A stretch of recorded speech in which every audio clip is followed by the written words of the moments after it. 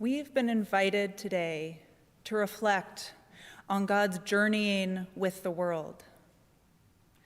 When I think of this, I think of both how God moved closer to us by coming to live in the world, and how we move closer to God by spreading God's love.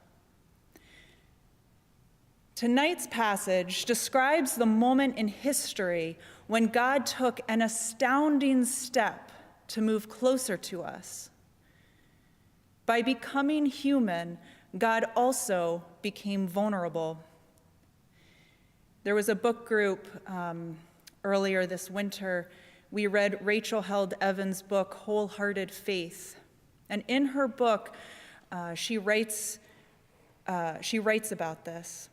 She says, God trusted God's very self, totally and completely, and in full bodily form to the care of a woman. God needed women for survival. Before Jesus fed us with the bread and the wine, the body and the blood, Jesus himself needed to be fed by a woman. He needed a woman to say, "This is my body, given for you." God was humbled, choosing to put down roots in a particular family at a particular time in a particular place.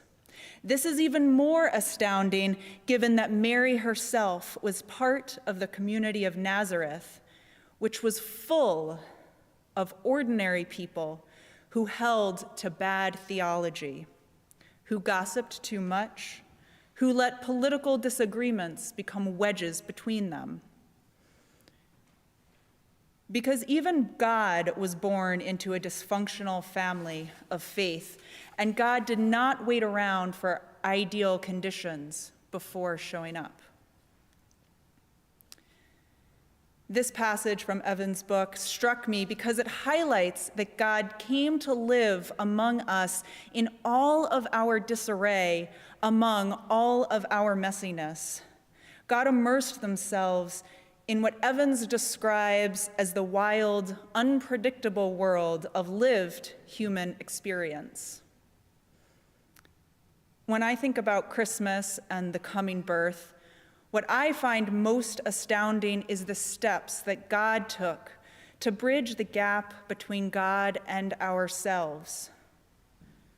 By becoming human, God narrowed the space between us and them, the flawed and the flawless, the mortal and the divine.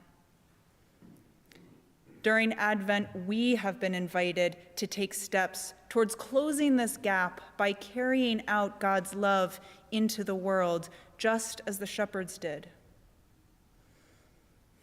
When I reflect on this, I admit that I get a little lost. What does carrying God's love out into the world mean? What does that look like? We talked about this today in Journeying in the Way of Love, a group that has been meeting on Sundays during Advent. We have been encouraged to try daily practices, which I haven't been very good at, but I've been attempting, and Anne said that intention was good enough. What I did latch onto during Advent that was new for me was praying. And if you haven't tried it yet, praying takes practice.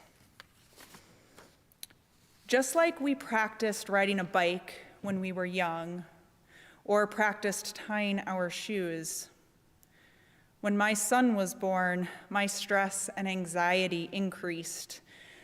I started practicing meditation so that when the crying and the whining started, and my patience started to wane, I had a pocket full of breathing exercises to calm and center me. Practicing praying has felt similar.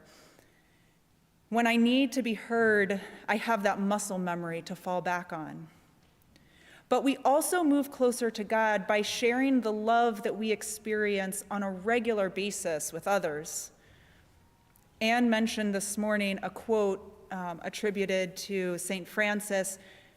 which said, "Speak the gospel always. If necessary, use words." This quote emphasized for me the importance of how we move through the world, the actions we take that exemplify our love and gratitude for God's love. These are also practices that we can engage with. We practice noting perhaps the beautiful way a fall frost outlines leaves on the ground, or how we practice apologizing for something we might have said that was hurtful. Or perhaps we practice picking up our neighbor's garbage can that the wind blew down the street. These are the practices that Jesus helped to model.